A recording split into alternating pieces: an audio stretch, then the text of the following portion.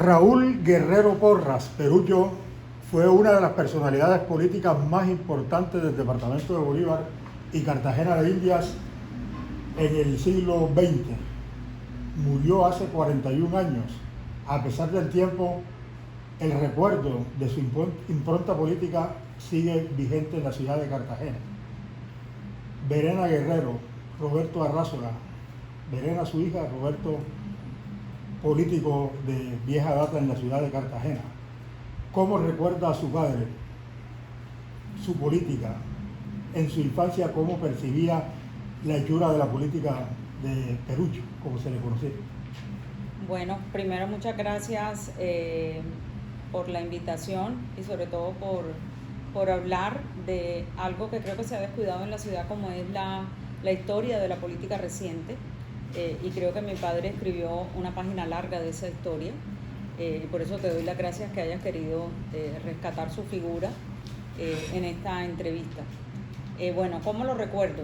Lo recuerdo como un hombre de férreo carácter, como un hombre que mantenía su palabra a toda costa, un hombre que era, como alguna vez tú lo describiste, amigo de sus amigos y enemigo de sus enemigos, un hombre que era formidable en los dos aspectos, un hombre que le gustaba el poder, no le gustaba tanto la dádiva sino el poder. Yo me reía mucho porque yo incluso cuando hablaban de las coaliciones, que había un periodista en esta ciudad que siempre le hacía la misma pregunta, que es Marimón, y le decía: doctor Guerrero, ¿cómo están las coaliciones? ¿Cómo se están moviendo? Y él decía: no, todo está bajo control, 14 afuera y yo adentro. Para que tú te hagas una idea de cómo era la personalidad del hombre. Eran 15 concejales sobre los cuales él, a base de cumplimiento de su palabra, porque creo que esa era su fortaleza, lograba alinearlos a todos en ese sentido. Creo que tú alguna vez lo mencionaste, fue el creador del Partido Único del Consejo. Recuerdo mi casa desde las 5:30 llena de gente, de políticos. El primero que llegaba, mi inolvidable y adorado Juancho Arango. Recuerdo mucho a todos, al Burro Marrugo, a Fernando Marrugo, más conocido como el Burro Marrugo, a Carlos Faciolince, o sea, a todos los que estaban en el consejo mucho antes de que entrara lo que para ellos fue la nueva ola, como Argemiro Bermúdez, de quien era compadre, escogió a mi padre y a mi madre como compadres de su único hijo varón, Argemirito, de Nicolás Curia, quien le puso el mote de Culebra en Frasco, y muchos otros políticos del momento, representantes, senadores como Raimundo Emiliani Román, que era muy asiduo en mi casa. Yo recuerdo muchas cosas de mi infancia y creo que me di cuenta de la importancia que tenía mi padre el día que se murió, porque como nací me crié en ese medio, escuchándolo a él hablando de sus coaliciones y en esas reuniones en las que creo que tú participaste alguna vez, que se hacían los domingos en mi casa, con mucha gente, salían a caminar y después llegaban a desayunar y se enfilaban al bar a oír chistes de Álvarez Guedes y a tomar whisky y a reírse y a hablar de política, que era lo que los movía realmente las 24 horas del día. Es decir, yo lo recuerdo en definitiva como un hombre de un carácter muy recio, que tenía unas posturas súper de extremos, es decir, para él no existían los claros oscuros ni los grises, o era blanco o era negro. Entonces creo que era un hombre que tenía una personalidad bastante arrolladora. Le critiqué mucho su tema de coaliciones,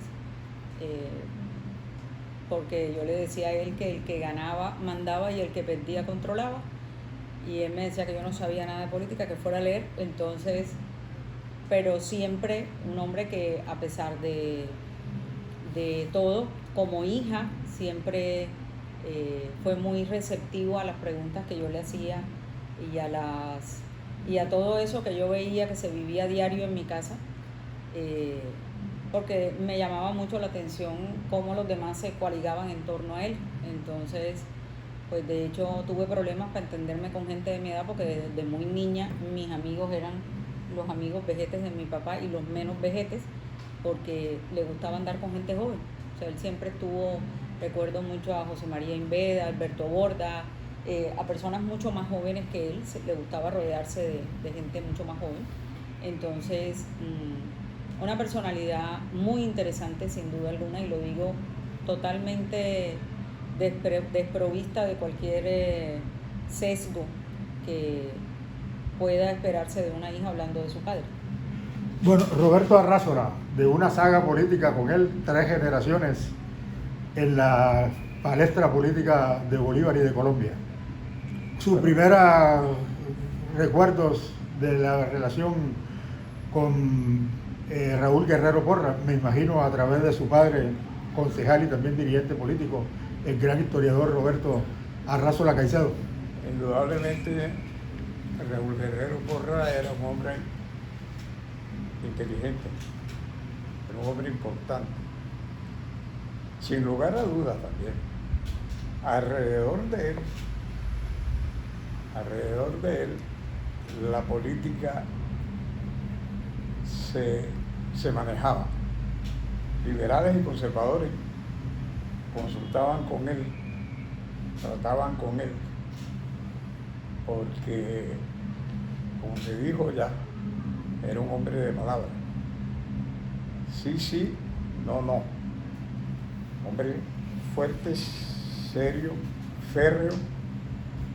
Recuerdo mucho de Raúl, que siempre andaba con el Código de Régimen Político Municipal bajo el brazo, que es la ley cuarta de 1913. Efectivamente. La ley cuarta de 1913. Se la conocía al dedillo. Había una discusión de un punto X, entonces inmediatamente citaba el artículo tal de la ley cuarta de 1913 de régimen político, dice pan, abría el libro y encontraba, aquí está. Sí. Y entonces a él se le consideraba mucho también en todas las administraciones en aquella época municipal. ¿Por qué? Porque sabía tanto de régimen municipal que era un libro abierto al cual había que consultar. Entonces, y él no era egoísta, él sí compartía su conocimiento. Él compartía su conocimiento con las personas que le solicitaran. Él era muy dado a asesorar a los alcaldes, a los secretarios, los gobernadores incluso. Gobernadores, en fin, a toda la administración, porque él gozaba con esa actividad.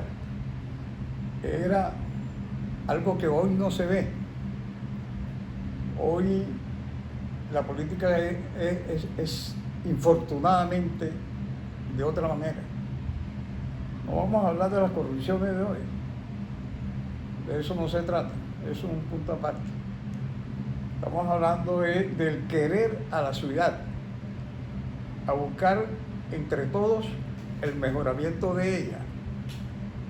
Y con Raúl Guerrero Porras se encontraba la persona del buen consejo, la persona a quien se le consultaba algo y decía, esto está bien, esto hay que mejorarlo, esto está mal. Y siempre se tenía a él como un consultor. Yo lo conocí a él ya más tarde, ya por los años 60, cuando yo entré a la Secretaría del Consejo. Yo fui primero secretario del Consejo por 4 años y allí nos conocimos bastante, fuimos buenos amigos, recibí de él muchos consejos, muchas enseñanzas y aprendí de él muchas cosas, sobre todo ese temperamento leal, ese compañerismo. Él se enfrentaba políticamente se enfrentaba a mucha gente, pero tampoco era una persona rencorosa. Él, para mí, al fin del trayecto, se encontraba con esa persona y volvían a ser los amigos de siempre. Para mí es el recuerdo grato que yo tengo de Raúl Guerrero Porras. Bueno, usted habla, doctora Arrazola, de que su primera relación política con el doctor Guerrero fue en los años 60, una de las épocas en la cual el doctor Guerrero empieza ya a sobresalir políticamente con su elección como contralor departamental. Yo creo que su hija Verena no tiene memoria ni No, no había nacido, tenía, pero sí conozco sí, los... No, de eso. no. ¿Qué recuerda de eso? Uno de los tiempos más fuertes que hubo en la política del departamento de Bolívar, con tiempos en donde se elegía, se quitaba un contralor, las famosas peleas con el mayor, con Julio Ramón Faciolince, que marcaron una época en la ciudad de Cartagena, incluso con la intervención de los presidentes. No. Raúl Guerrero Porras llegó a la Contraloría en los años 80. No, mi papá fue 2 veces contralor. No sé Rodito. qué. Sí. Por eso yo no estaba nacida, por supuesto, bueno. porque yo nací en 1967, pero sí tengo mucho conocimiento de la trayectoria política de mi padre. Sé que en el año 60 fue elegido como contralor departamental en medio de un ruido bastante grande. En el año 60 se casó con mi madre, y por eso tengo porque yo oigo mucho las historias que me cuenta mi madre, además de todo lo que él mismo pues contaba. Él fue contralor en el año 60, efectivamente. No, yo no recuerdo. Sí, fue 2 veces contralor. Y Porque de hecho en la placa que hay en la Contraloría ahí están las 2 fechas, en el año 60. Sí, una foto, con una foto. No, eso era Hay en la una asamblea. placa y una foto No, en la asamblea. Sí, pero la foto era en la asamblea y la quitaron, desgraciadamente. Pero la placa está todavía en la sede de la Contraloría Departamental.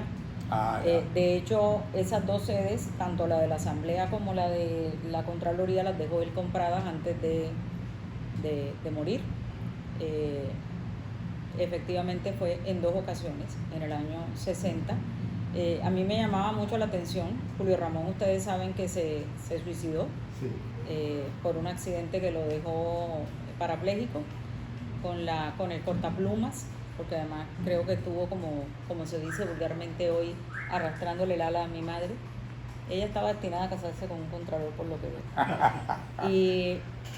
Y pues mi papá creo que sucedió a Julio Ramón en la Contraloría. De hecho, yo nunca entendí, porque ellos siempre mantuvieron una excelente relación, la familia Faciolince con mi padre. De hecho, Elvira, que fue gobernadora también, Elvira mandó a instalar un teléfono en mi casa porque nunca podía comunicarse con mi papá. Y la primera llamada que recibía mi papá era a las 6 de la mañana de Elvira Faciolince. Y como desde las 5:30 repiqueteaba el teléfono, entonces ella un día llegaron a mi casa unos hombres de la Telefónica a instalar un teléfono Siemens, que era lo último en Guaracha de la época, de esos de teclado.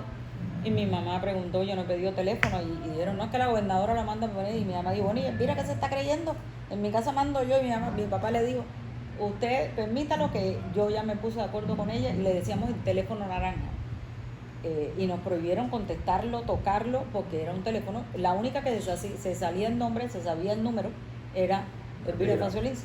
Y la prueba de esa amistad estuvo en que cuando mi padre se fue a operar, ya enfermo de cáncer, a los Estados Unidos,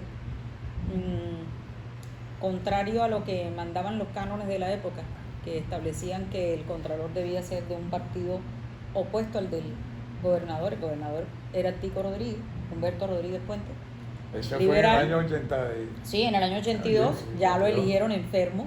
Mi papá ya estaba enfermo, Sí. ya estaba operado. Yo estaba en la asamblea. Ya no tenía voz. Dijo que tenía que dejar encargado a Arturo Faciolince. Una gran disputa que hubo en esa época, porque el candidato al gobernador era Augusto Beltrán Pareja. Sí. Sí. con quien mantuvo también una excelente amistad. Y gran señor también. Sí, se murió hace poco. Hace Exacto. poco, sí. Yo estuve en la asamblea cuando había esa elección de Raúl para Contralor. Y cuando encarga, a petición de Raúl Guerrero de Contralor, como él se iba a petición de él, elegimos a Arturo Facio Lince. Yo me acuerdo de eso, yo estaba en la asamblea. Sí, así fue. Pero como digo, en aquella época había muchas maldades políticas, Sí. pero maldades políticas sanas. Sí, sí, sí. Yo recuerdo, pero yo creo que fue al alcalde Antonio Pombo De Pombo Román, Antonio Pombo Román, trágicamente fallecido en Barranquilla. trágicamente fallecido. A él no sé por qué circunstancias políticas que se habían dado, él estaba en la alcaldía, doña Pombo, y esa noche el consejo estaba sesionando. El consejo le eliminó todas las secretarías y solamente dejó un secretario general y 3 o 4 departamentos administrativos. Y al alcalde le rebajaron el sueldo, le quitaron los carros, 10 pesos le dejaron de sueldo. le dejaron 10 pesos de sueldo, le quitaron los carros, la gasolina y todo. Esas eran las maldades que se hacían en aquella época, unas maldades sanas. ¿Y qué Sanas y ocasionó malas, eso? sanas y malas porque ¿Qué eran ocasionó maldades. eso? Claro que eran maldades, pero ¿qué ocasionó eso? No, eso ¿Recuerdas ocasionó- qué ocasionó la disputa? Ese es lo que no tienes muy recuerdo presente. por qué fue que se dio. Sí, que yo se recuerdo tuvo que ellos hacían ese tipo de que maldades. se tuvo Yo lo recuerdo. que hacer eso. Pero yo hablando de estos días de la política de entonces, recuerdo esa maldad. Pero después, no, yo creo que eso quedó así. Porque cuando yo entro a la alcaldía en Tú eras 1970, el único todavía secretario. había solamente Total. un secretario general y 3 departamentos administrativos. Creo que cuando Juancho Arango en el año 74, que él era alcalde, Juancho Juancho era Arango, el alcalde en el 74, Juancho yo era el tenía, alcalde, yo era el y tú eras el secretario. secretario general. Habíamos Juancho, alcalde, yo como secretario y 3 departamentos administrativos. Desde aquel entonces, eso quedó así. Fue una maldad que convino mucho, porque fue una maldad que recortó el presupuesto de gasto de administración ya era municipio o distrito, no recuerdo. Era municipio Era todavía, municipio, sí. todavía. Y eso sirvió mucho, una maldad buena, porque repercutió en el presupuesto de la administración, dejándoles al alcalde un mayor flujo de caja. Entonces, pues, si por un lado se le hizo una maldad, por otro Por lado, otro lado bien. se le favoreció, Se sí. le hizo un bien. Sí. Hay una anécdota de esos años, bueno, yo meto la cuchara, que no debo hacerlo. No, si tú lo conociste bien. En esa época, de una trifulca de esas políticas que se armaban y le pidieron, o sea, un desacuerdo grande entre alcalde y gobernador y terminó el alcalde renunciando, un famoso personaje de Cartagena. Y para desquitarse del gobernador lo que hizo fue que antes de presentar la renuncia dictó un decreto, dejó encargado portero de la alcaldía y llevó la carta por los 2 decretos. No conocía esa anécdota. Esto para ponernos a tono con la anécdota que acaba de Sí, contar. ellos tenían como esos prontos, Sí. esa manera de actuar. Sí. Yo creo que la única vez que mi papá no tuvo como ese control, pero favoreció lo que tú decías, fue cuando el tema del plan de los Doberman. 1974, administración Álvaro Escayón Villa, Sí. León Trujillo Vélez. Sí, de hecho, como anécdota les puedo contar que cuando Juan Carlos Bozaín nos invitó a que lo acompañáramos en pleno proceso electoral para escoger a su sucesor en la gobernación de Bolívar, con Juan pues tenemos una amistad de niños, porque Marún era muy cercano con mi padre a pesar de ser liberal. Sí. Pues ustedes lo han dicho, él tenía mucho ascendente sobre liberales y conservadores.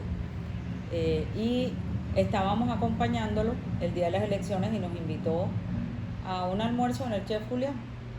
Y entonces, bueno, empezaron a tomar el pelo y Jorri y su hermano a preguntar por María Perucho, por mi madre, y bueno, y entonces, ya, Perucho, se hacían maldades, lo que estamos comentando ahora.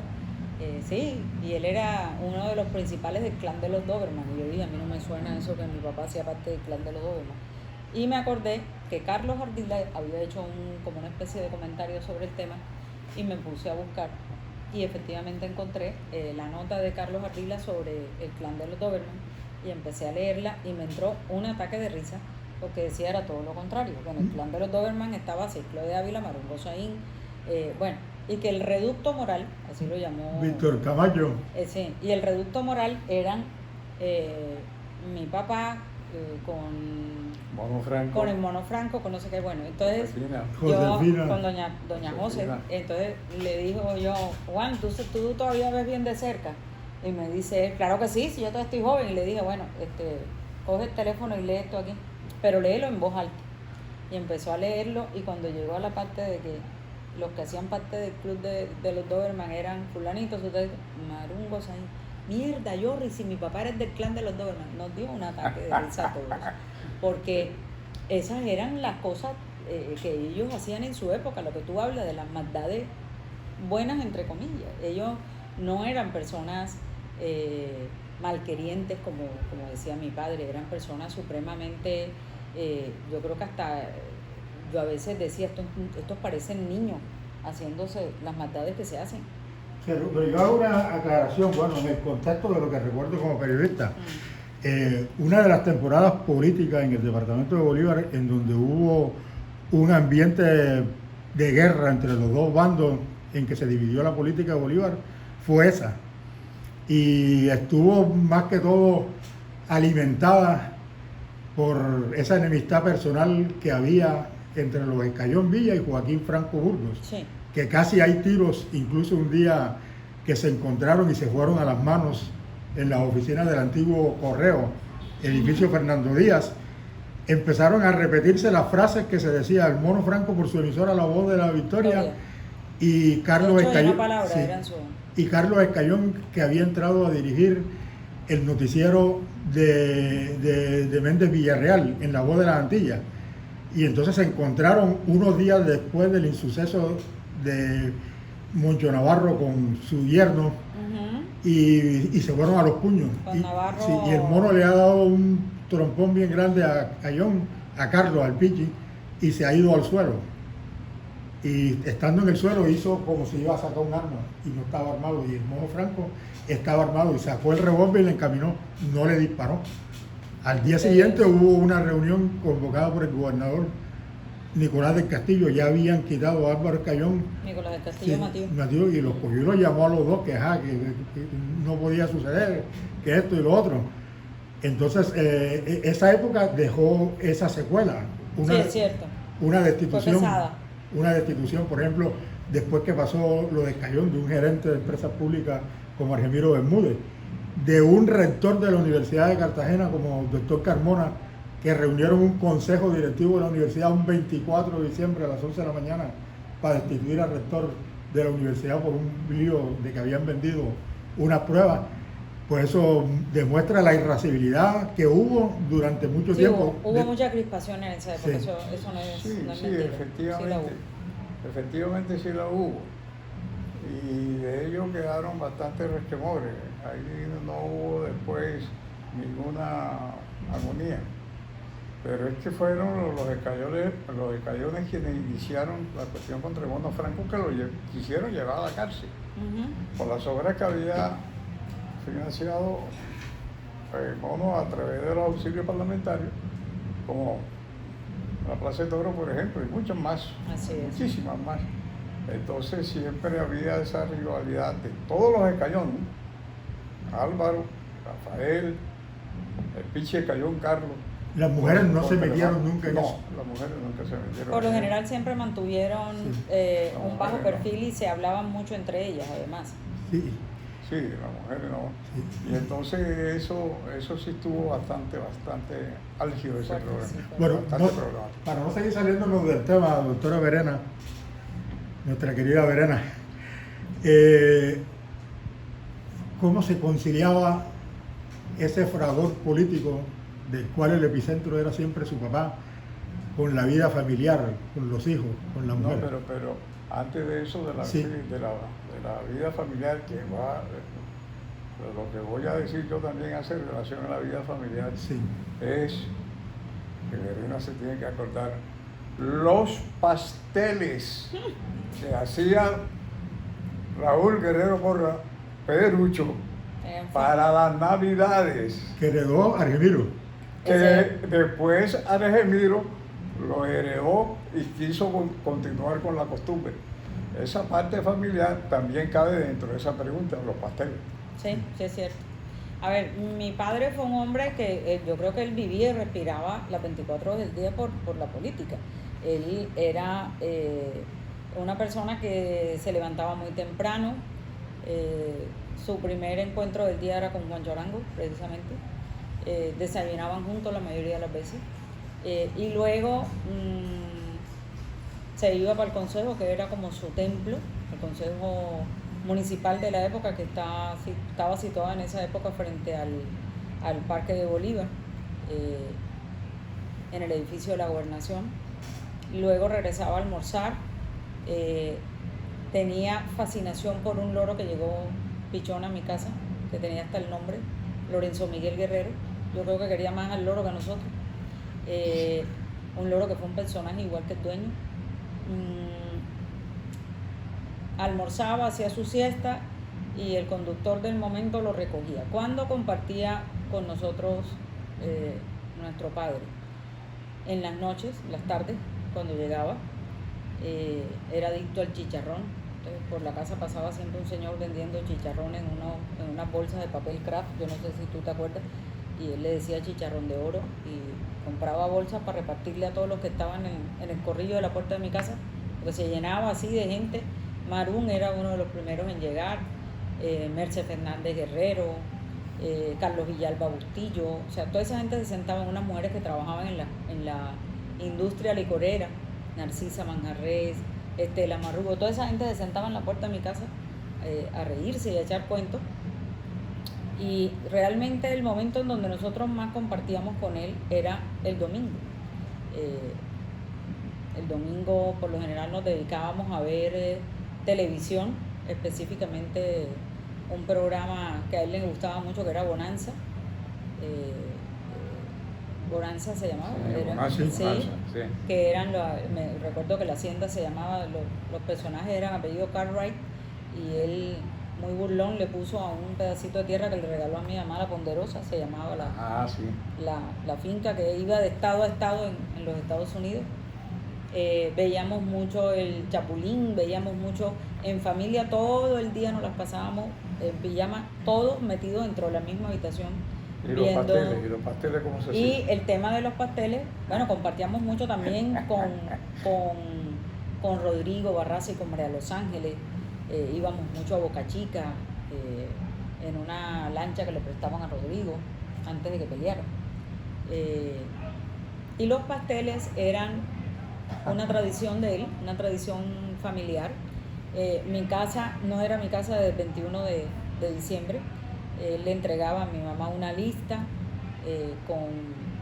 con todos los ingredientes que tenía que comprar. Las hojas de bijao, que me acuerdo como si fuera ayer, que las tenían que mojar y las metían en un balde grande así para poderles quitar la avena y poderlas después doblar. Y compraba todo lo que eran las carnes y él mismo las adobaba.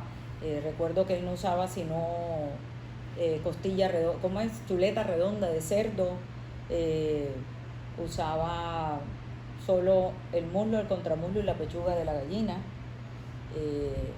Le echaba chorizo español, todas las verduras. Eso era, entonces cuando ya se iban a empezar a hacer, tenía una lista así, que esa lista era lo más preciado de mi casa en esos días, manuscrita por él, 260 así en promedio. Y en el patio de mi casa se disponían las mesas en orden como se iban a armar los pasteles, y contrataba una cuadrilla como de 3 o 4 personas para que ayudaran. Entonces eran unos días muy festivos y muy alegres en mi casa, porque por lo general le mandaban la banda de la papayera de Tres Esquinas, y esos chupacobres se ponían en toda la puerta de mi casa a tocar, como para animar el tema de los pasteles. El 23 de diciembre en la noche montaban el binde con las ollas, unas ollas gigantescas que él tenía en el patio de mi casa, y a las 3, 4 horas de la mañana el olor de esos pasteles en esa cuadra, eso era una cosa impresionante. Pero esos pasteles se los peleaba la gente, eran unos pasteles que parecían unos ladrillos así de este tamaño, y él en la madrugada del 24, tipo 6 de la mañana, empezaba a despachar los pasteles, iba tachando de la lista, y los iba enviando. Algunos los mandaba con una botella de vino, y yo me acuerdo que yo le tomaba el pelo y le decía: papi, eso no pega, vino con pasteles, eso no pega. Y me miraba así como ni opines, y los enviaba. Pasaba más o menos como hasta el mediodía sacando tandas de pasteles y entregando pasteles. Era una época muy alegre de mi casa, por lo que te digo, era para nosotros como pelados que éramos, era menos control por parte de él y por parte de mi madre, porque ellos estaban atareados en otras cosas. Entonces nosotros aprovechábamos esos días para andar más sueltos de madrina, como dice uno, pero pues obviamente sin perder de vista que ellos estaban vigilantes, pero la vigilancia no era tan estricta como cuando no había época de pasteles en mi casa. Eran unos pasteles que de verdad nunca me he vuelto a comer un pastel, no porque los hiciera mi padre, pero nunca me he vuelto a comer un pastel de esa naturaleza, con esas características y con ese sabor. ¿Tú alguna vez lo probaste conmigo? Sí, como no, sí. O sea, tú clasificabas es que yo creo, volviendo a anécdotas, yo creo que esa famosa lista que sacaba Blasco Caballero Víguez, Sí. no, de los que no iban a comer. En diciembre no comían pasteles, sutano, Del se año refería muchas veces a los pasteles que no iban a comer hechos por Perucho. Yo creo también. Los que no iban a comer pasteles este año. Bueno, ¿cómo era la preparación de un día de elecciones?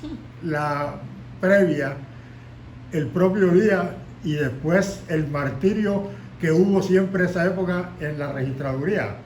Había anécdotas muy curiosas de personas, por ejemplo, como el exconcejal Víctor Camacho Orozco, que iba y se instalaba con una hamaca en la puerta de la registraduría Cuidando los votos. ¿Qué recuerda, doctora Rázola, usted que fue político activo, y la doctora Verena Guerrero como hija y bueno, la acompañante eterna del doctor Guerrero en todas sus actividades? Bueno, lo que pasa es que en aquella época la votación era por papeleta. Así es. La votación era por papeleta. Y entonces eso se iniciaba desde cuando la imprenta le entregaba a los candidatos las papeletas para entonces meterlas en un sobrecito. En un sobrecito. Y con ese sobrecito la gente votaba. Y ese sobrecito era muy fácil de perder, o ese sobrecito era muy fácil de sacar unos sobrecitos y meter otro sobrecito. Entonces había que estar vivo, atento a lo que nosotros llamamos chocorazo. ¿Por qué? Porque había también una máxima que decía que el que escrutaba elegía. Entonces siempre estaba, todos los candidatos estábamos pendientes a los escrutinios, porque ahí después de hacer el esfuerzo que se hacía en una campaña electoral, los gastos que ella conllevaba, además de eso, había que estar pendiente de que no le cambiaran los votos en la registraduría, porque eso se hacía, eso se hizo infinidad de veces, la gente lo hacía. Y entonces había que estar ahí pendiente. Esa era la razón de por qué Víctor Camacho, que se la sabía toda y un poquito más, se quedaba en una hamaca, un chinchorro, cuidando los votos.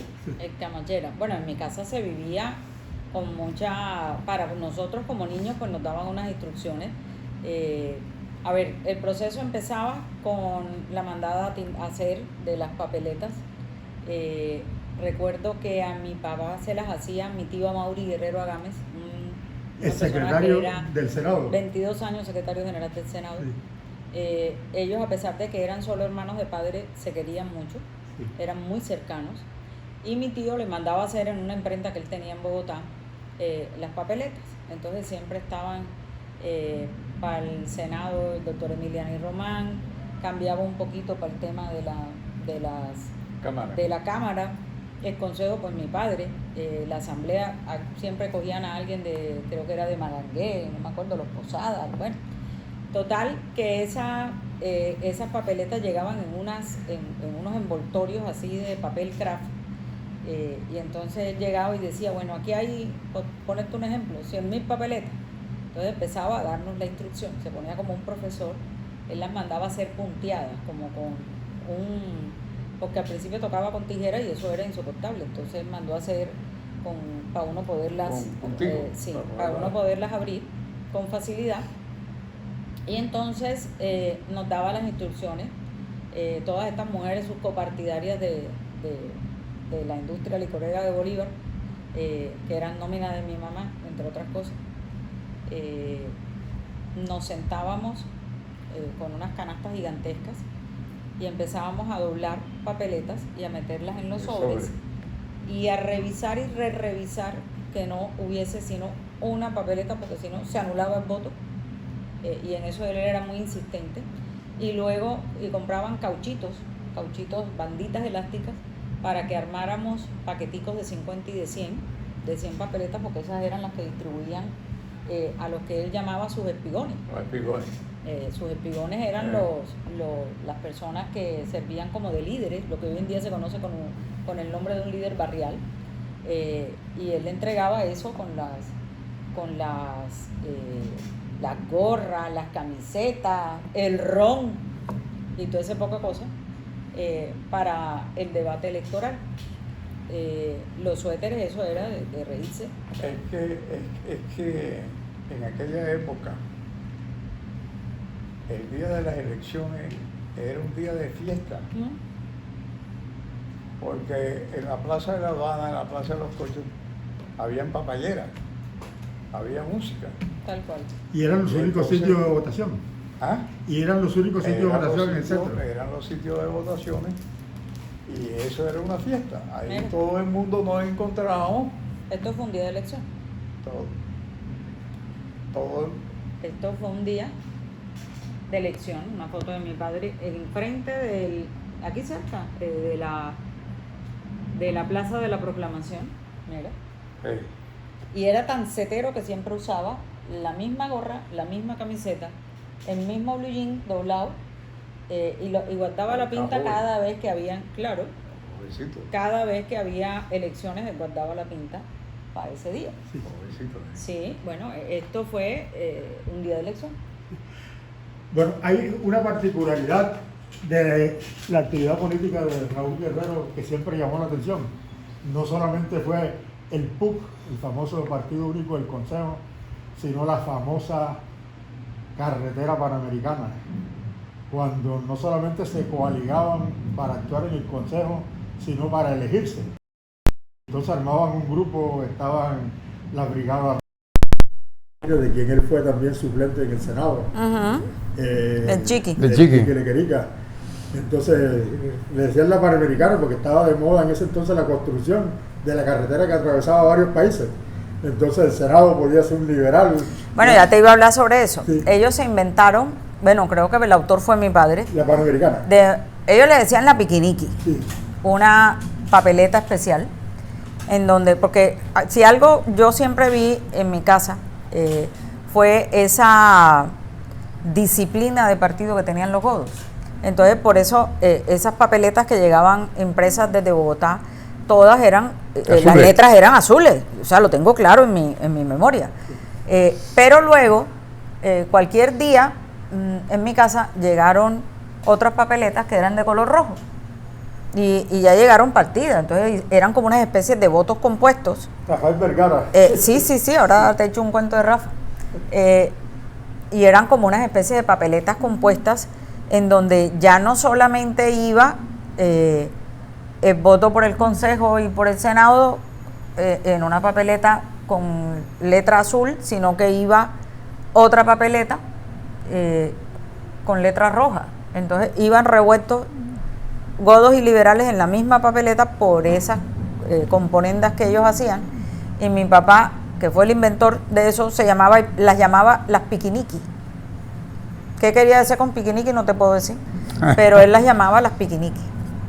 La última Panamericana que yo recuerdo, doctora Rosa, usted debe recordarla porque participó también de esa elección, la que hubo en el año 81 cuando tumbaron la mayoría de las curules de Senado y Cámara, que hicieron una famosa Panamericana que encabezaba el Senado Rafael Vergara y la Cámara era Álvaro de la Vega Schemer, sí.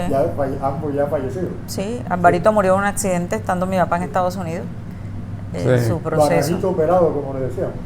Sí, bueno, yo recuerdo de eso. Ahora tú le preguntaste. No, dilo. Recuerda. Lo que yo recuerdo de eso es que Rafael Vergara tenía con mi papá una amistad entrañable, porque te digo, yo creo que era hasta más amigo de los liberales que de los propios godos. En alguna oportunidad yo siempre decía, a veces peleaba con los godos. ¿Sabes cómo ¿Sabes cómo le decía? Matica de embuste. ¿A quién? Su papá, a Vergara. ¿Verdad? Bueno, Rafa era una persona que era muy cercana a mi casa. Era un hombre a veces colérico, lo recuerdo, pero era muy risueño también. Se reía con los ojitos así achinados y hacía así como hacía Juancho Arango. A mí me producía muchísima risa verlos a ellos reírse.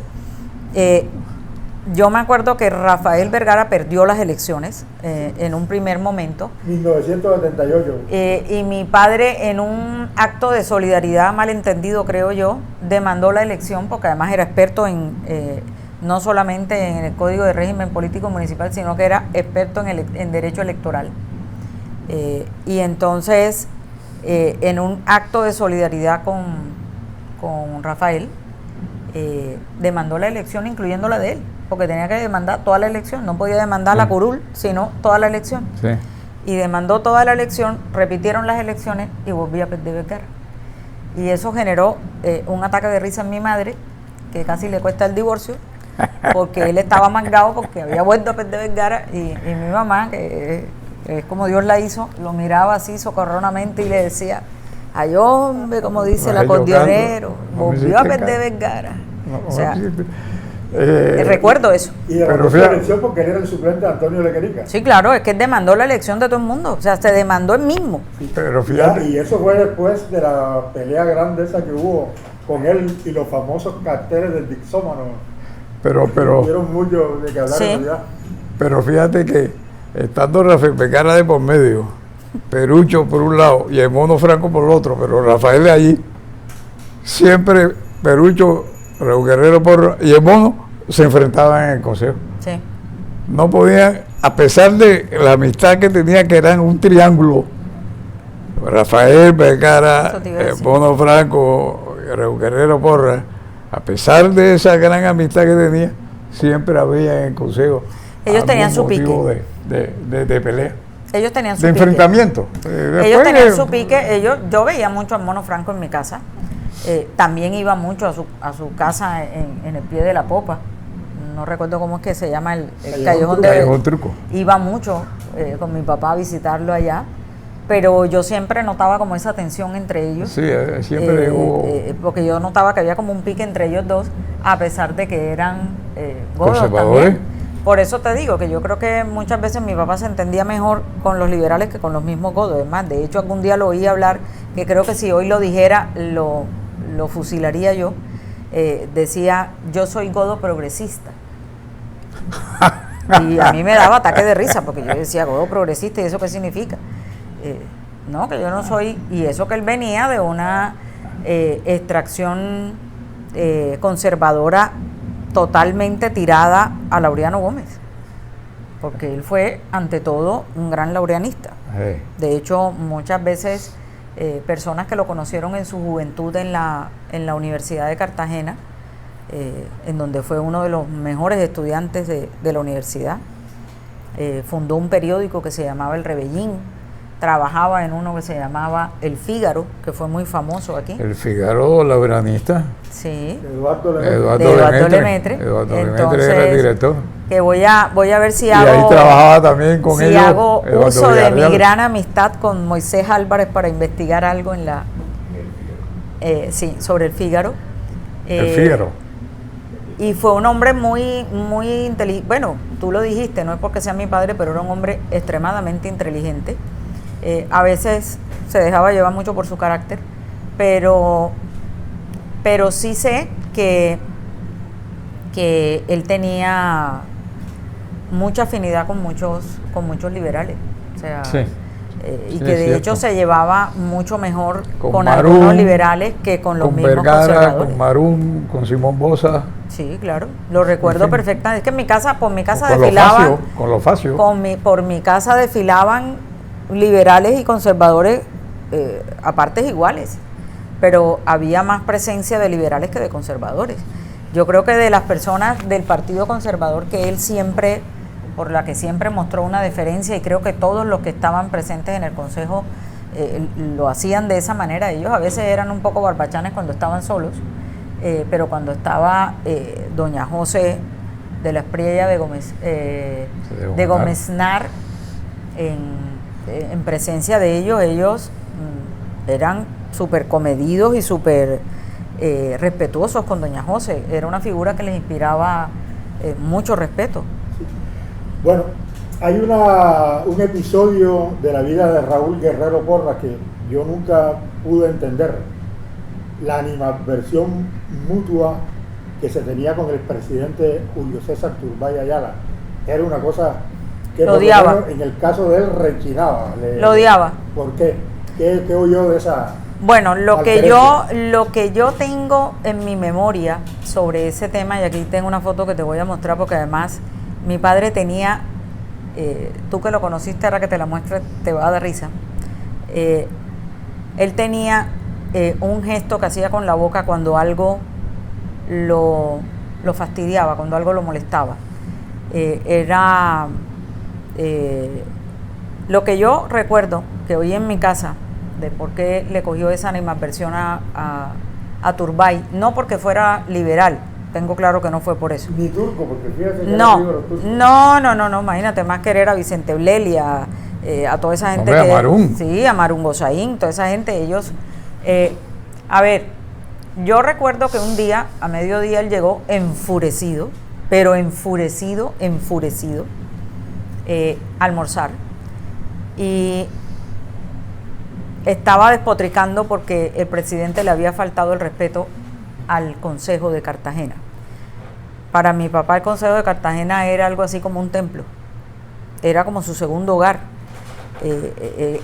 Yo recuerdo que venían las fiestas de noviembre y en el Consejo les hacían como una especie de recepción a las candidatas y él era el encargado de pasearse por toda la geografía nacional, echándole un piropo a cada una de las candidatas dependiendo de su lugar de origen, resaltando algo de su lugar de origen. ¿Y qué pasó? Con exactitud no te puedo decir, pero sé que tiene que ver con el Consejo, porque él llegó y lo que afirmó fue que Turbay Ayala había irrespetado al Consejo de Cartagena. De hecho, creo que él venía en esos días y se negó a recibirlo. Es decir, mi papá estaba de presidente del Consejo y se negó a atenderlo, y la gente le decía, Perucho, pero si tú no puedes estar revolviendo. No, es que precisamente porque represento la institucionalidad como presidente del Consejo, no lo voy a recibir. Había aquí un homenaje a Turbay, que no recuerdo por qué era. Cuando salió de la presidencia, organizado por Raimundo Emiliani. Sí, por el bueno, centro. Raimundo Emiliani, ya te podrás Por el imaginar centro de convenciones. cómo es. La famosa Creo que placa. fue por el eso. Centro de convenciones. Mi papá, mira esta foto que tengo aquí, te mueres de la risa, está al lado, mira aquí están mono Franco y está Turbay, y mi papá tiene una cara que la cara lo dice todo. O sea, creo que finalmente lo convencieron para que lo convencieron para que atendiera a Turbay, porque fue... Sí. Aquí el gesto que tiene en la boca lo dice todo, o sea, es un gesto de desaprobación. Este era un gesto Ahí típico está de mi padre. Nicolás Curi. Sí, allá atrás está Nicolás. Era un gesto típico de desaprobación en él. Pero él, lo que yo oí en mi casa fue que Turbay le había faltado el respeto al Consejo de Cartagena. Y para mí el Consejo de Cartagena era como te digo, no solamente era su segunda casa, sino que era como una especie de templo. El almirante Grau. Creo recordar, sí, ese es el almirante Grau. Mira, aquí está con el mono Franco. Creo que esto lo organizó Raimundo Emiliani. Y el mono. Y el mono, sí. Y eso les costó malquerencias con el gobierno de Belisario Betancur. Mi papá no era muy... De Emiliani, sí, y del mono. mi papá no era muy amigo de Belisario. Él no era tan... Sin embargo, creo recordar que alguna vez lo acompañamos en una avioneta a uno de estos pueblos, que aterrizamos como en una pista de tierra, pero yo estaba pequeña. Creo que fue en uno de los intentos de Belisario de ser presidente, porque creo que fue como Primero. 3 veces. Sí. 3 veces intentó ser presidente. 1970, 78 y 82. Bueno, yo creo que en el 70 yo fui con ellos a uno de estos pueblos que mi papá... Pero yo creo que mi papá no era muy cercano a las ideas de Belisario. Rogelio López Sierra fue uno de sus jefes de debate en esa así época, es. en el 70. Rogelio López, Él claro. hizo política con Rogelio. Sí, Sí. Rogelio. Sí, el papá de Gustavo López Marrugo. Gustavo López Marrugo, sí. Jaime Ávila Pestana. Sí, Sí. claro que sí. O sea, yo era muy pequeña, pero recuerdo muchas cosas de mi padre. Yo creo que esa época de mi vida la tengo Clara. totalmente fijada en mi cabeza, porque pues fui muy cercana con él. A partir de los 11 años mi mamá me dijo: estoy aburrida de la vida política de tu padre, de su vida social, de aquí en adelante, como lo amas tanto, entonces tú lo acompañas a todos lados. Y me convertí como en su sombra, y yo estaba en todos lados, iba a todos lados con él. De hecho, a mí me mandaban a dormir temprano y él después se iba para el casino, porque era jugador de casino, o sea, era otra de sus facetas. Sí. Iba mucho al casino primero de la UAT del Americano. José Barbieri, Sí, su gran amigo. sí, exacto. Y Conde después Pierino. Pierino Gallo, que lo adoró, y era abogado de su tía, la Pupa Gallo. Sí. Entonces, yo recuerdo muchas cosas, la verdad. Yo tengo una muy buena memoria heredada de él, creo yo. Pero además de todo, son recuerdos que atesoro, porque pues desgraciadamente se me fue muy pronto. Es decir, yo tengo la gran amargura de no haber podido disfrutar de él todo lo que hubiera querido, porque pues lo tuve hasta los 17 años. De hecho, te contaba que él regresó a despedirse de nosotros porque sabía que se iba a morir. Y fue un tiempo duro, porque, y creo que donde más lo respeté y lo admiré, él tenía como lo dices tú en tu nota tan bonita, tenía una voz súper fuerte, era una voz que Tronante. sí, era tronante, era una voz que tenía un metal de voz impresionante, y haberse quedado sin voz para él tuvo que haber sido muy duro. Nunca quiso aprender a hablar con el esófago, hablaba con la maquinita, con un aparatico que era como... El aparatico. No, el de él no se ponía aquí, era como una especie de caja de cigarrillo que tenía como un cordoncito en un solo aparatico de... No, el de aquí no, él usaba uno que era como una cajita de cigarrillos que tenía un cordoncito, tenía una bolita y un pitillo que él los botaba porque eso era como desechable, Sí. y hundía Sí, ahora recuerdo. un botoncito y movía los labios, y eso hacía reproducir el sonido, pero era un sonido como de computador, era como una voz metálica como de un robot. de un robot. Hombre, Entonces, sí, cuando eso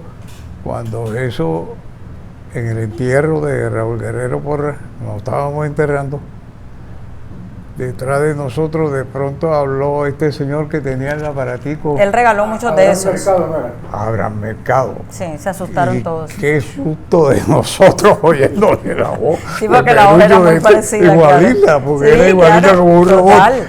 Y La Abraham voz de Mercado robot. hablando de la cuestión. Y nosotros nos espantamos, ¿no? Perullo.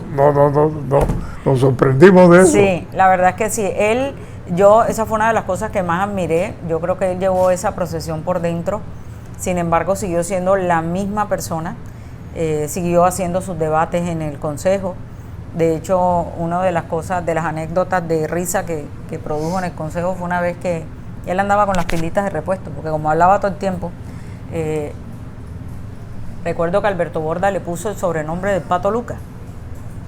Y cuando quería decir un secreto, no lo podía decir porque el sonido, por más que le bajara, todo se oía. Entonces se encerraba en los baños o donde pudiera a contar el secreto. Entonces Alberto, que lo fregaba bastante, yo creo que una de las personas que más pereque le ponía a mi padre y él las aceptaba era Alberto. Alberto era como un hijo para mi papá. Y Alberto le decía, después de viejo te estás volviendo marica, le decía, porque te estás encerrando con fulano y con sultano en los baños. Y él se moría de la risa. Y en una de esas estaban en plena salón de sesiones en un debate de esos que ellos sabían dar, y se le acabó la pila y se fue en falso. Entonces, claro, todos los demás soltaron la risa. Ya te podrás imaginar él en pleno, o sea, gesticulando y de todo, y de pronto se fue en falso y no pudo seguir diciendo nada. Entonces, claro, todos los demás soltaron la carcajada, y yo lo veía que él buscaba desesperado en los bolsillos de la guayabera las pilas, y entonces les hacía así. Y cuando ya cambió, lo primero que hizo fue decir, con su venia, señor presidente, todos ustedes son unos hijueputas. Con su venia, señor presidente, todos ustedes son unos hijueputas. O sea, esas eran paradas propias de mi padre. Ay, carajo. Bueno, alguna pinatura en que lo cogiera, ¿cómo era como padre ante la pinatura de ustedes como pequeños? No, él era, a ver, él por lo general le dejaba los castigos a mi mamá. Él en eso no se metía. No, él no era de... Él sí regañaba, por supuesto, reprendía. Era duro, reprendiendo y regañando. Pero él no... Él la verdad es que no se metía mucho en eso. En eso, allá la que tiraba chancleta y amenazaba era mi mamá. Pero él no era de hacer grandes correcciones y grandes... No. Él sí era... muy estricto con el tema del estudio, con el tema pero que fuese un padre castigador o que no. La verdad es que no lo recuerdo como eso. No sé si es porque como yo era la niña y era entonces no creo, no sé, pero la verdad es que no lo recuerdo con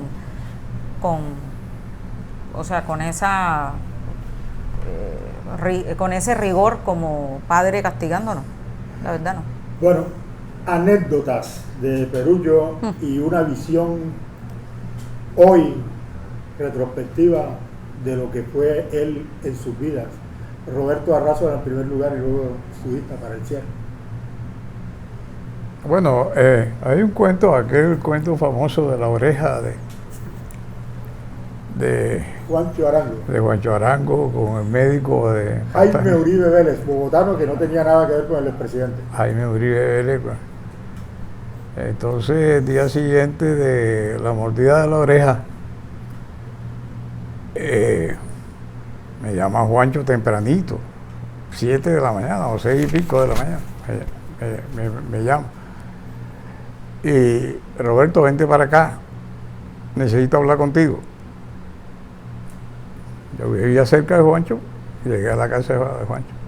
Me acuerdo. El primero que encontré ahí fue a Juancho y a Perucho. Perucho asesorando a Juancho. Y entonces, después de estudiar la cuestión jurídica y tal, estuvimos estudiándola, dice Perucho, mira Juancho, esto es como tú cuando tú bolseabas, hay que pegar primero, el primer golpe es el que vale. Entonces nosotros vamos a demandar a este señor. Y así efectivamente lo hicimos. La primera denuncia que salió fue de Juan Arango contra el médico Bogotano. por la falta de respeto, por la... No sé exactamente cuál Eso fue dentro de un ascensor.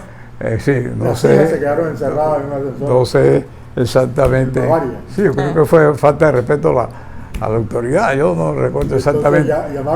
llamaron a los bomberos y los bomberos no tenían herramientas para sacar porque se había ido la luz. Sí. Y entonces el tipo desesperado finalmente sacó a sus hijas. Y dijo que quién era el hijueputa alcalde que no tenía. Cogió el directorio y buscó el teléfono del alcalde y llamó y dijo que el alcalde era un hijo de lo que sabemos y tal, a la muchacha. Sí. Y un rato después llegó el alcalde y la muchacha le dijo, aquí llamó un señor, dejó este número de teléfono que vive en tal parte, que usted es un hijo de... Yo no me atrevo a decirle. Y Juancho cogió y se fue a donde Uribe. Y resulta que tocó la puerta y él como que pensó que era un cachaco pequeñito y se encontró con un tipo grandote. Y le ha tirado unos puños y el tipo se los esquivó. Y entonces el tipo, sabiendo que él te bolseaba y que él no bolseaba, lo que hizo fue el abrazo del oso y lo alzó.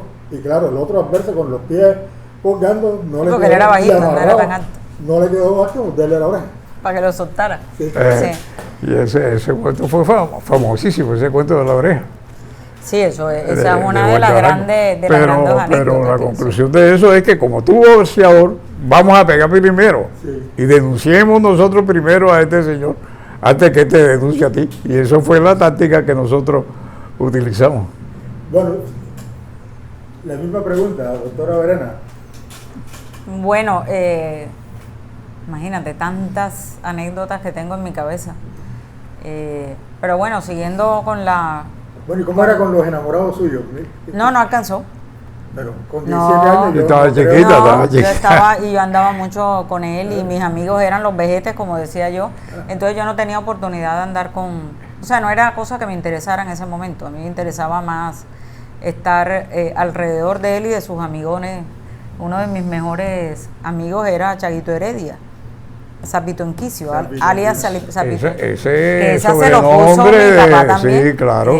Porque él era... Él y Vergara eran los expertos Sí. en No, los sí, Sí. él era una persona que le fluían los apodos con una facilidad. Yo recuerdo que Y al nenito Arrazola le decía Diputado Limón. el diputado el diputado Limón. Limón, así. Entonces eso le ponía a todo el mundo. Pero que, siguiendo la anécdota de Juancho con la oreja, eso fue, creo que coincidió con la temporada taurina. Sí, aquí. claro, con la inauguración de la Plaza de Toro. Sí, y entonces Juancho siempre tenía al lado unos asesores taurinos, como suele suceder. Claro. Mi papá ya había escogido el palco del consejo, porque pues tú no sé si sabías que el que escogió, bueno, lo debes saber tú porque tú ibas a la plaza cada rato a revisar las obras, Sí. pero el que escogió el palco número 6 del consejo fue él. Ajá. Él se ufanaba de que era la única plaza en el mundo que tenía palco callejón, porque ninguna otra en el mundo la tenía. Sí. Por eso le decía a él que mi papá tuvo mucho que ver también con el tema de la plaza, porque para él eso fue una gran alegría, porque era taurófilo, él era amante de la tauromaquia. Y me acuerdo que un día me dijo, vamos a la Plaza de Toros. ¿Y por qué vamos allá hasta ahora? Porque voy a ver dónde muere el sol, porque las corridas arrancan a las 4 de la tarde y yo quiero ver dónde no hace sol. Pero eso era con su hecho premeditado para escoger el palco del consejo. Y dio que es la casualidad que el palco número 6, que fue el que él escogió, quedaba en todo el frente de la puerta de arrastre. Entonces, Sí. en la inauguración sí. que yo estuve, tendría 8 años yo. Todos los que estamos aquí estuvimos. Sí, y cuando estuve ahí, al día siguiente en la corrida, en una de las corridas, que vinieron unos figurononones del toreo, Juancho arriba en el gallinero allá donde estaba la presidenta. Presidiendo. Sí, y mi La papá presidencia acá quedaba allá arriba. y entonces, ahí está el balcón, todavía se Sí, aprecia donde estaba sí, la claro. presidencia. Y me acuerdo que Juancho nada más concedió una oreja. Y mi papá estaba furibundo porque, a juicio de mi papá, el hombre se merecía las 2 orejas. Entonces le hacía señas desde acá abajo que la otra, que faltaba una. Y Juancho lo miraba muerto de la risa, como quien dice, y mi papá me decía, pero si Juancho no sabe nada de toro, ahora se la va a dar más papista que el papá, que la otra, y le hacía a mi papá señas, y Juancho le hacía así, y recuerdo que había como una especie de teléfono, yo no sé si... Sí, bueno, claro, y entonces se comunicaron por el teléfono y le dice, mira, tan por cual, te quedaste con una oreja, el pobre hombre. Aquí el único que tiene derecho a contar orejas soy yo. Y ya yo conté una ayer y este contó otra hoy. Entonces, esa fue, ya te podrás imaginar. O sea, pero en ese cuento de la inauguración de la Plaza de Toros, oreja, oreja, oreja, cuando mataron el primer toro, todo el mundo pedía oreja, oreja, oreja. Pero era por señal de la vida de algo, porque le había contado la oreja a otro. Bueno, a mí me conté, igual me meto la cucharada. Es quizás la primera de las entrevistas que hago en la que... pero buenísimo. Me contaba Joaquín Franco que en el palco presidencial el alcalde, el presidente... El presidente era el alcalde. Y entonces el alcalde tenía asesor. No digo, pero el presidente estaba en el palco el presidente de la República en la inauguración. Pastrana padre. Y antes de que empezara, este cuento se lo oí al Mono Franco muchas veces. Me dice, antes de que empezara la corrida por el problema del alcalde con el médico Uribe, la gente le pedía orejas. Y dice, en un momento el presidente me dice, Mono, yo di la plata para esta plaza porque tú me dijiste que en Cartagena había una afición muy entendida. ¿Y cómo así que van a estar pidiendo orejas antes de que empiece la corrida? Sí. Y era la oreja de Juancho Arango. La gente tomando el pelo. ¡Presidente, la oreja! Bueno, no te digo que mi papá le hablaba de la oreja, pero de la oreja de verdad del toro. Y él le hacía así desde arriba y muerto de la risa. Y entonces, hasta que mi papá pidió hablar con él por el teléfono, le dijo, mira, no te hagas que la oreja, que tú no sabes nada de eso, que dile a tus asesores. Porque ellos se adoraban, pero peleaban. Y bueno, la última anécdota que te quiero contar que tiene que ver con Juancho. Juancho y él eran muy cercanos, supremamente cercanos, estudiaron en la universidad. El uno medicina y el otro derecho. Ellos contaban en unas anécdotas de ellos, de jóvenes, que bueno, era parte de las maldades. Se robaban las alcancías de las iglesias, sobre todo la de San Pedro Claver y la de Santo Domingo.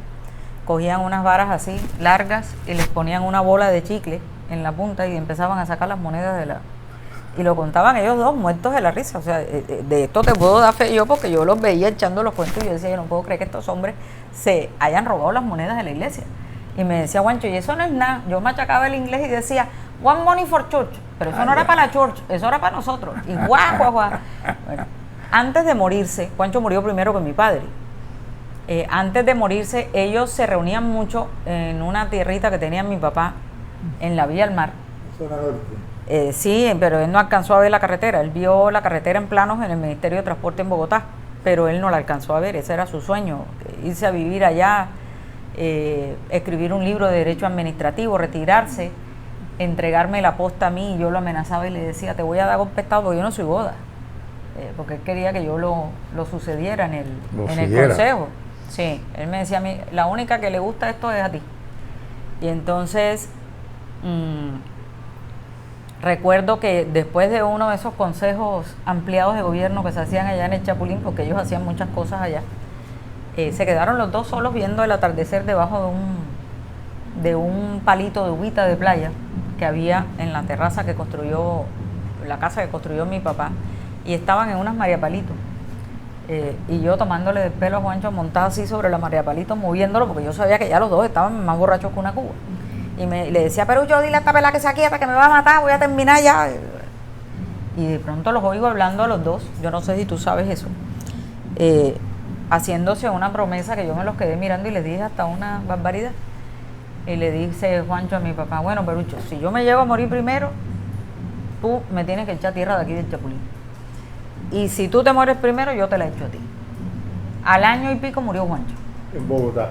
No, Juancho no murió en Bogotá, en Estados Unidos. En Estados Unidos. De hecho, yo creo que se pusieron hasta de acuerdo para eso, porque ambos murieron en los Estados Unidos.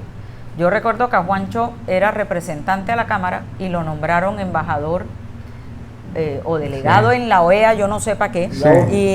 Sí. Y entonces Sí, en la ONU. Hello. Y Juancho, ellos escribían muchas cartas, así como esa que te mostré de Arturo. Y él le decía que estaba feliz porque estaba recuperando todo el estudio de su carrera, que estaba viendo los nuevos avances en el tema de oftalmología.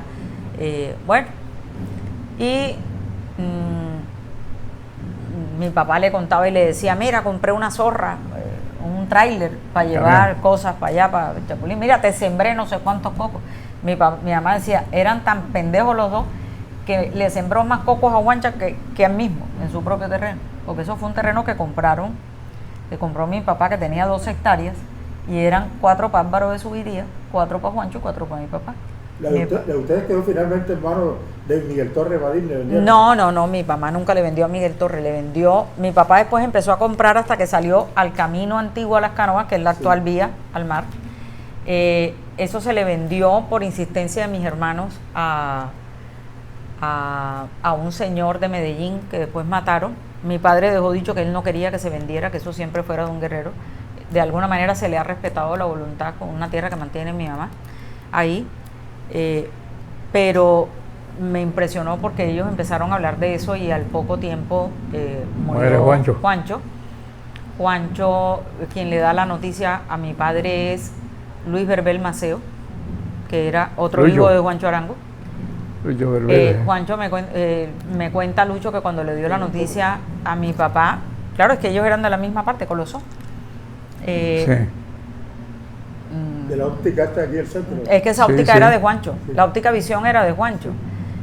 Y pues me dice Lucho que se tomó media botella de whisky y él a partir de ahí dijo que se le había clavado como una aguja aquí, y al año le descubrieron el cáncer y al año y pico del cáncer murió.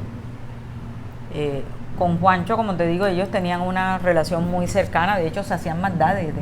Juancho era optómetra, entonces a mí me descubrieron una miopía cuando tenía como 10 años, entonces pues por supuesto ¿a dónde fui? Donde Juancho, aquí en la calle del Candilejo, a la óptica Visión, y Juancho me mandó a hacer unas gafas que parecía una buceta, pero me las hizo rojas.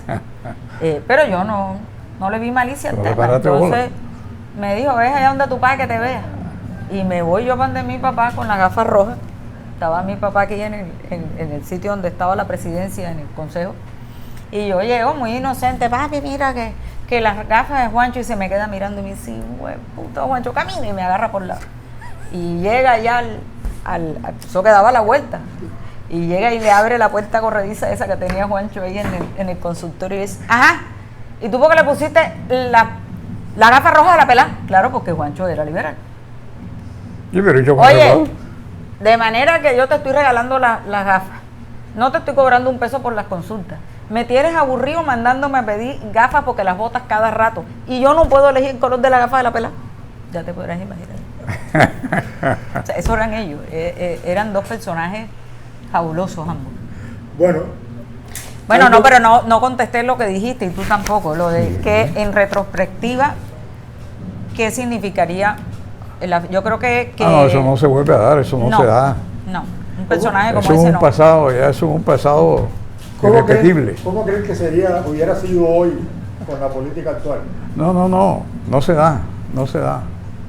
Digo, Hay muchas cosas en que se puede decir el pasado en presente o ayer como hoy, pero en estos casos eso no se vuelve a repetir más nunca en el mundo. En el mundo no se da eso. Digo, Eso es único en Cartagena y único en la política nuestra. ¿Cómo creen que hubiera sido él hoy con las condiciones, con la situación política de ahora? No se puede vivir. Bueno, yo en eso difiero un poquito de ti, porque yo creo que yo de alguna manera avisoré que ese tema de las coaliciones de él es lo que estamos viendo hoy en día. Yo me acuerdo que yo criticaba mucho yo adoré a mi padre, lo sigo adorando, me hace mucha falta y todo, El conservador, pero yo nunca estuve de acuerdo con el tema de las coaliciones, y yo se lo decía.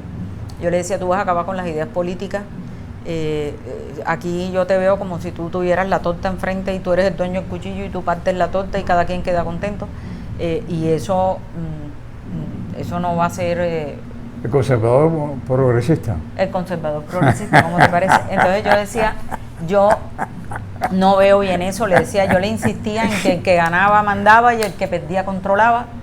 Y él me miraba, Virgilio Barco. Él me miraba y me decía, no, porque es que yo tenía una anécdota con él que cuando yo tenía como 6 años le dije, he descubierto que soy comunista y casi me mata. Y me dijo, vaya a leer, que usted no sabe ni de lo que está hablando. Y cuando leí y volví y me senté a hablar con él, le dije, oye, tienes toda la razón, la verdadera oligarquía es la de los soviets, sufríamos eso, y ellos son los únicos que comen caviar, los únicos que comen carne, los únicos que pueden salir del país. O sea, tienes toda la razón, me arrepiento de haber dicho que yo iba a ser comunista. Pero yo siempre tuve mucha diferencia ideológica con él. Una de las cosas que él me enseñó fue que yo podía pensar lo que yo quisiera siempre y cuando lo sustentara y lo hiciera desde el respeto. Entonces, siempre le hablé con mucha franqueza, le decía, no estoy de acuerdo con eso. Creo que yo como que avisoraba en ese tema lo que estamos viendo hoy, que no hay partidos, no hay ideologías. Ahí es yo los llamo los partidos arcoíris, tienen todos los colores caben. Creo que por el contrario, a pesar de que coincido contigo en que es un ser único que no se volverá a repetir, yo creo que hubiera estado muy a gusto con este panorama de coaliciones, porque eso fue lo que él generó. Bueno, algo que yo no les haya preguntado, algo que ustedes quieran decir, que quieran agregar a este tema. No, yo creo que hemos hablado bastante. Bastante, sí. Yo lo único que tengo para ti son agradecimientos, igual que para mi gran Godito. La entrevista ha sido buena, interesante. Recordamos unos personajes, no una persona, unos personajes. Sí, así es. Una era. Así unos es. momentos. Yo creo, por eso fue que yo dije que eso es único Así es. en nosotros. Bueno, hubo un tema que se me escapó, ya habíamos cerrado la entrevista, pero pienso que hay que anotar algo. Después del día de elecciones, en el Consejo de Cartagena, no había un día mejor que los previos a las fiestas del 11 de noviembre, la repartición de los buscapiés, del ron y de las otras cosas. Sí, eso era. Capuchones. Sí, Bueno, ¿cómo lo recuerdan? Eso, no, lo de los buscapiés era una cosa impresionante. O sea, yo me acuerdo que en mi casa llegaban cajas y cajas de buscapiés. Y yo les tenía pavor, pero a mis hermanos les encantaban y paradójicamente mi madre era un poco guerrillera con los buscapiés, hacía guerra con los hijos de Marún. Ellos hacían una fila a las 4 de la tarde en mi casa porque ella repartía los buscapiés y de hecho mi papá era el que le repartía los buscapiés a todos los concejales. Creo que salían como de a 5.000 buscapiés cada uno, imagínate tú. Y él se quedaba con buena parte porque que parte se queda con la mejor parte. Y entonces repartía por todos lados y mi mamá se quedaba con un buen... Y le repartían a todo el mundo, eso no era nada del otro mundo, se lo repartían a todo el mundo. Y los hijos de Marún, entre ellos el Jorri, que es un gran desordenado, sigue siendo desordenado hoy en día. Hacían una fila a las 4 de la tarde en la puerta de mi casa y mi mamá le repartía otra tanda de buscapiés y le decía, espérense un momentico, y cerraba la puerta de mi casa. Y se iba para el balcón de mi casa con mis 2 hermanos a hacer guerra de buscapiés con la peladera de abajo y eso zumbaba buscapiés de abajo arriba y de arriba abajo. Y yo decía, esto es lo nunca visto. O sea, una señora metía en una guerra de buscapiés con un poco de pelado. ¿Guerra de buscapiés? Sí, guerra de buscapiés y lo hacía. Eso era, yo nunca disfruté de verdad de las fiestas de noviembre por muchas razones. Yo acompañaba a mi papá a los sitios cerrados, el homenaje en el consejo, una copa de champaña que daban después creo que en la gobernación. Nosotros salíamos del consejo a la gobernación a la entrega de las llaves de la ciudad, que no era tan democrática como hoy en día, se hacía en el Salón Vicente, era un cóctel que se hacía ahí, yo lo acompañaba, pero nunca, a veces me gustaba ir a las balleneras porque mi compañero de Chilingui era Chaguito Heredia, nos poníamos Santiago. a hacer, nos íbamos en un guardacostas de la Armada, entonces digamos que yo me sentía como resguardada en el guardacostas porque yo no sé por qué razón los buscapiés no se apagaban en el agua, seguían sopleteando. Sí. Entonces, particularmente me gustaban porque a él les gustaba, de hecho él trató de recuperar la tradición de los capuchones. Rafael Ballestas tiene en un libro Sí. una anécdota muy Rafa buena tiene- sobre mi papá. Creo que la última vez que yo vi desfilar a los concejales, cuando las carrozas pasaban por todo el frente de la alcaldía, Avenida hablar de eso. sí, El camión de los mártires. venían los anteriormente. concejales ahí haciendo y venían todos con unos capuchones. Entonces pasaron todo el día con los Ah, bueno, capuchones famosos. eso era también desfile de unas máscaras. Había unas máscaras que se hacían y las máscaras representaban a personajes, Sí. personajes aquí locales. Sí, pero estos eran unos Gobernador, capuchones. alcalde, sí, Eran unos capuchones. era capuchón también. Y me acuerdo que Hoy usa un capuchón hoy. no, imagínate, te ¿Quién dicen que usa eres un de Ku capuchón Klux hoy? Klan. Pero además con estos calores. Y entonces yo recuerdo que después Rafa Ballesta, y él lo consignó así en un libro, mi papá le fascinaba bailar, pero él tenía, yo no sé si tú recuerdas, que tenía una particular manera de bailar. Era bailarín y se metió en la UAS del Hotel Americano con el capuchón puesto y entonces nadie sabía que era él, pero Hasta que apenas salió a salió a la bailar. pista a bailar, todo el mundo se dio cuenta que era él porque él levantaba los hombros así, estiraba un brazo así, lo ponía teso y todo el mundo se dio cuenta que era él. Entonces hasta ahí le llegó el disfraz del capuchón. Yo recuerdo muy con mucho cariño esas fiestas de noviembre y los cumpleaños de él en el consejo, que eran otra celebración. Creo que al único concejal que le celebraban los cumpleaños en el salón de sesiones del consejo era mi padre. 9 de septiembre. Exactamente, próximo a cumplir, hubiera cumplido, no creo que hubiera llegado, pero hubiera cumplido entre poco 101 años. Sí, así es. Nació en 1923. De ahí fue que le nació el remoquete de Perucho. Sí, nació el día de San Pedro Claver. ¿Por qué? Porque nació el día de San Pedro Claver, entonces San Pedro Perucho, Ah. entonces quedó Perucho. Pero sí recuerdo mucho esa época. Creo que haces una gran labor, te doy las gracias porque todo esto hace parte de la historia de esta ciudad. Estamos en presencia de mi gran amigo Moisés Álvarez, que ha estado fuera de cámara, pero él sabe lo que lo quiero. Y creo que toda esta historia, Moisés, hay que Sí. rescatarla porque hace parte de la historia reciente del país, Sí. hace parte de la historia reciente de la ciudad, no Ok, del país. bien. Y creo que son personajes que hay que rescatar, a Juancho Arango, a Mono Franco, a mi padre, porque han escrito una página larga de la historia de esta ciudad. De verdad, muchas gracias Moisés, muchas gracias. Que esté bien. Y muchas gracias por la trasnochada que le hemos pegado. No. Sí, Hombre. se ha pegado como 3 cachitos ahí ya. Sí. Sí. No, hombre, que va. Moisés, saluda a la cámara. Tan bello. Bueno, muchísimas gracias. Buenas noches. ¿Algo más? No, Mira, no. ese que está allá, Cariaco, ese Cariaco. Ya cerramos, pues. Muchísimas gracias a la doctora Verena Guerrero, al doctor Roberto Arrazo, a la Moisés Álvarez por su hospitalidad. Estaremos prontamente con otra historia. Muchas gracias.